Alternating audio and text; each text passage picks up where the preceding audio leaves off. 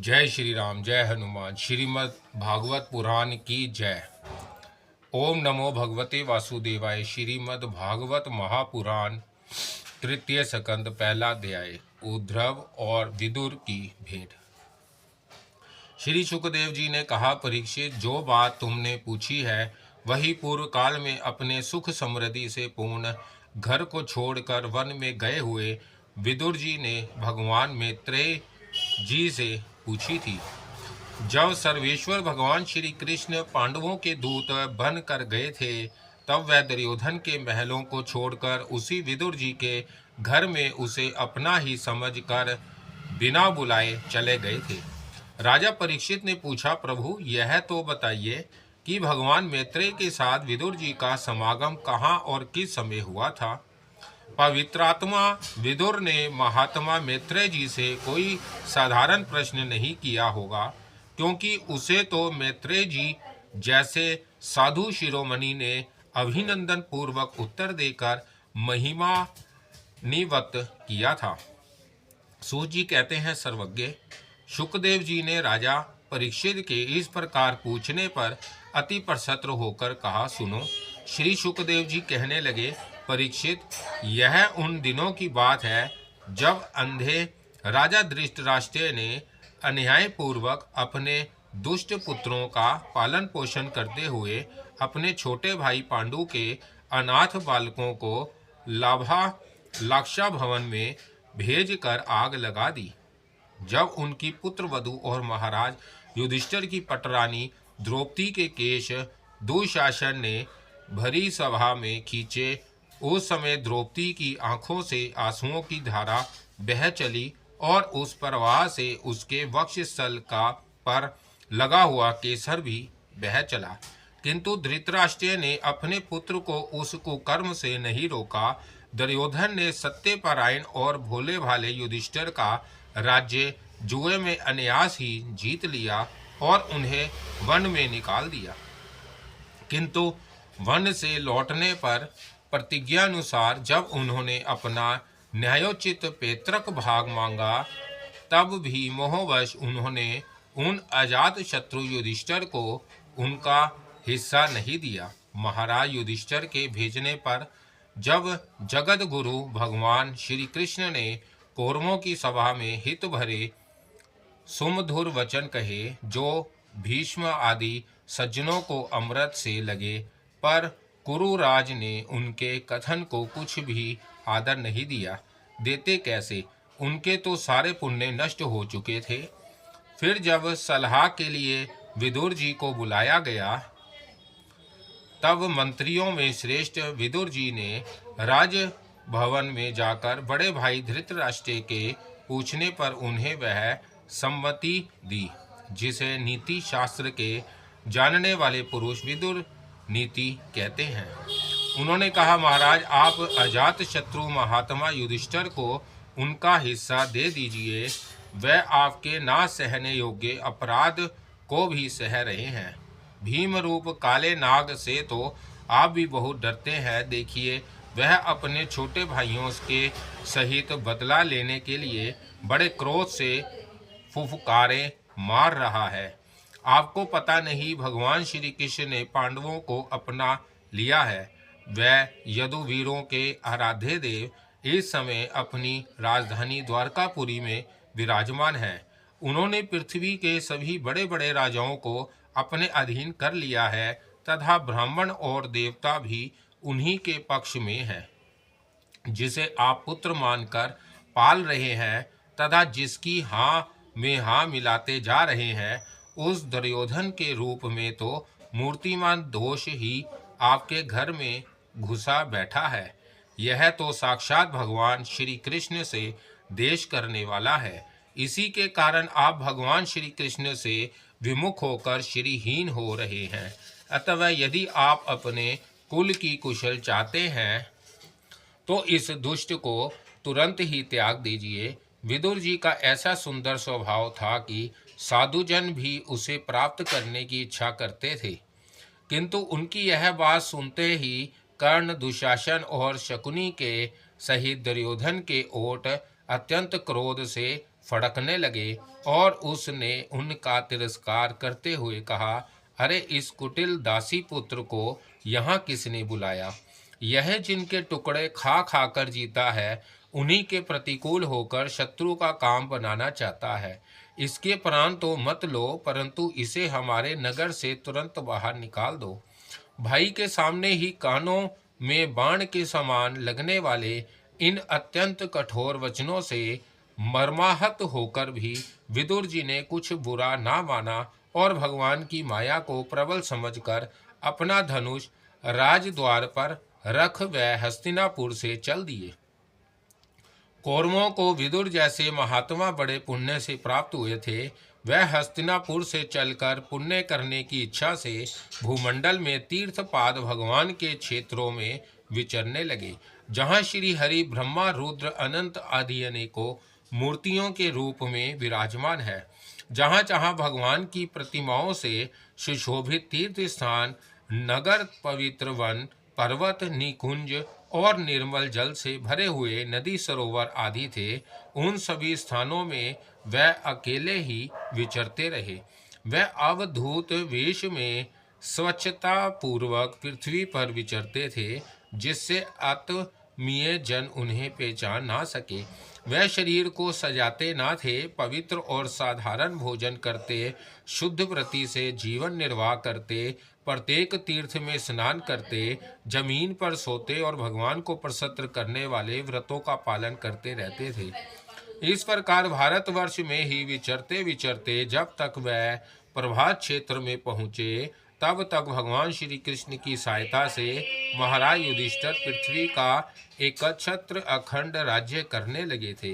वहां उन्होंने अपने कौरव बंधुओं के विनाश का समाचार सुना, जो आपस की कलह के कारण परस्पर लड़ भिड़ कर उसी प्रकार नष्ट हो गए थे, जैसे अपनी ही रगड़ से उत्पन्न हुई आग से बांसों का सारा जंगल जल कर खाक हो जाता है। यह सुनकर वह शोक करते हुए चुपचाप सरस्वती के तीर पर आए।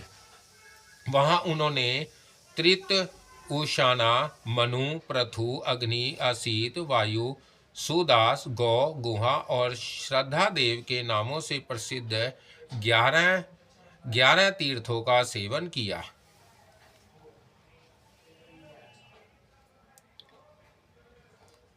इसके सिवा पृथ्वी के ब्राह्मण और देवताओं के स्थापित किए हुए जो भगवान विष्णु के और भी अनेकों मंदिर थे, जिनके शिखरों पर भगवान के प्रधान आयुध चक्र के चिन्ह थे और जिनके दर्शन मात्र से श्री कृष्ण का स्मरण हो जाता था, उनका भी सेवन किया। वहां से चलकर वह धन धान्य पूर्ण 100 राष्ट्रीय, 100 वीर, मत्स्य और कुरुंजांगल आदि देशों में होते हुए जब कुछ दिनों में यमुना तट पर पहुँचे, तब वहां उन्होंने परम भागवत उद्धव जी का दर्शन किया। वह भगवान श्री कृष्ण के प्रख्यात सेवक और अत्यंत शांत स्वभाव थे। वह पहले बृहस्पति जी के शिष्य रह चुके थे। विदुर जी ने उन्हें देखकर प्रेम से गाढ़ आलिंगन किया और उनसे अपने आराध्य भगवान श्री कृष्ण और उनके आश्रित अपने सब जनों का कुशल समाचार पूछा। विदुर जी कहने लगे, उद्धव जी, पुराण पुरुष बलराम जी और श्री कृष्ण ने अपने ही नाभि कमल से उत्पन्न हुए ब्रह्मा जी की प्रार्थना से इस जगत में अवतार लिया है। वह पृथ्वी का भार उतारकर सबको आनंद देते हुए अब श्री वासुदेव जी के घर कुशल से रह रहे हैं ना। प्रियवत, हम कुरुवंशियों के परम सुहृदय और पुण्य वासुदेव जी, जो पिता के समान उदारता पूर्वक अपनी कुंती आदि बहनों को उनके स्वामियों का संतोष कराते हुए उनकी सभी मन चाही वस्तुएं देते आए हैं, आनंद पूर्वक है ना। प्यारे उद्धव जी, यादवों के सेनापति वीरवर प्रधूम जी तो प्रसन्न है ना, जो पूर्व जन्म में कामदेव थे, तथा जिन्हें देवी रुक्मणी जी ने ब्राह्मणों की आराधना करके भगवान से प्राप्त किया था। सातवत, वृष्णि, भोज और दशारह वंशी यादवों के अधिपति महाराज उग्रसेन तो सुख से है ना, जिन्होंने राज्य पाने की आशा का सर्वथा परित्याग कर दिया था, किंतु कमल नयन भगवान श्री कृष्ण ने उन्हें फिर से राज्य सिंहासन पर बिठाया। सौम्य अपने पिता श्री कृष्ण के समान समस्त रथियों में अग्रगामी श्री कृष्ण तन्मय सांब कुशल तो है ना, ये पहले पार्वती जी के द्वारा गर्भ में धारण किए हुए स्वामी कार्तिकेय है। अनेकों व्रत करके जाम्बवंती ने इन्हें जन्म दिया था, जिन्होंने अर्जुन से रहस्य युक्त धनुर्विद्या की ही शिक्षा पाई है। वह सत्याधिक तो कुशल पूर्वक है। वह भगवान श्री कृष्ण की सेवा से अनायास ही भागवत जनों की उस महान स्थिति पर पहुँच गए हैं जो बड़े बड़े योगियों को भी दुर्लभ है। भगवान के शरणागत निर्मल भक्त बुद्धिमान अक्रूर जी भी परसत्र है ना, जो श्री कृष्ण के चरण चिन्हों से अंकित व्रज के मार्ग की रज में प्रेम से अधीर होकर लौटने लगे थे। भोजवंशी देवकी की पुत्री देवकी जी अच्छी तरह है ना, जो देव माता अदिति के समान ही साक्षात विष्णु भगवान की माता है। जैसे वेदेत्री यज्ञ विस्तार रूप अर्थ को अपने मंत्रों में धारण किए रहती है, उसी प्रकार उन्होंने भगवान श्री कृष्ण को अपने घर में धारण किया था। आप भक्त जनों की कामनाएं पूर्ण करने वाले भगवान अनिरुद्र जी सुख पूर्वक है ना, जिन्हें शास्त्र वेदों के आदिकरण और अंत कारण चतुष्टय के चौथे अंश मन के अधिष्ठा बतलाते हैं। सौभाग्य सौम्य स्वभाव उद्धव जी अपने हृदयेश्वर भगवान श्री कृष्ण का अन्याय भाव से अनुसरण करने वाले, जो हार्दिक सत्य भामानंदन चारों देश और गद आदि अन्य भगवान के पुत्र है, वह सब भी कुशल पूर्वक है ना। महाराज युधिष्ठिर अपनी अर्जुन और श्री कृष्ण रूप दोनों भुजाओं की सहायता से धर्म मर्यादा का न्याय पूर्वक पालन करते हैं ना। मय दानव की बनाई हुई सभा में इनके राज्य वैभव और दबदबे को देखकर दुर्योधन को बड़ा डहा हुआ था। अपराधियों के प्रति अत्यंत अहिंसा असहिंसु भीमसेन ने सर्प के समान दीर्घकालीन क्रोध को छोड़ दिया है क्या? जब वह गदा युद्ध में तरह तरह के पेतरे बदलते थे, तब उनके पैरों की धमक से धरती डोलने लगती थी। जिनके बाणों के जल से छिपकर किरात वेशधारी अतः किसी की पहचान में ना आने वाले भगवान शंकर प्रसन्न हो गए थे। वह रथी और यूथपतियों का सुयश बढ़ाने वाले गांडीवधारी अर्जुन तो प्रसन्न है ना। अब तो उनके सभी शत्रु शांत हो चुके होंगे। पलक जिस प्रकार नेत्रों की रक्षा करते हैं, उसी प्रकार कुंती के पुत्र युधिष्ठिरादि जिनकी सर्वदा संभाल रखते हैं, और कुंती ने ही जिनका लालन पालन किया है, वह माद्री के यमज पुत्र नकुल सहदेव कुशल से तो है ना। उन्होंने युद्ध में शत्रु से अपना राज्य उसी प्रकार छीन लिया है, जैसे दो गरुड़ इंद्र के मुख से अमृत निकाल लाए।